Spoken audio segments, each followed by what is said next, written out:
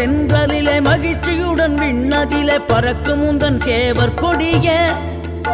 மனத்தளர்ச்சியின்றி தன்னை மறந்து மலர்ச்சியுடன் தணிகையிலே நடம் புரியும் தோகை மயிலே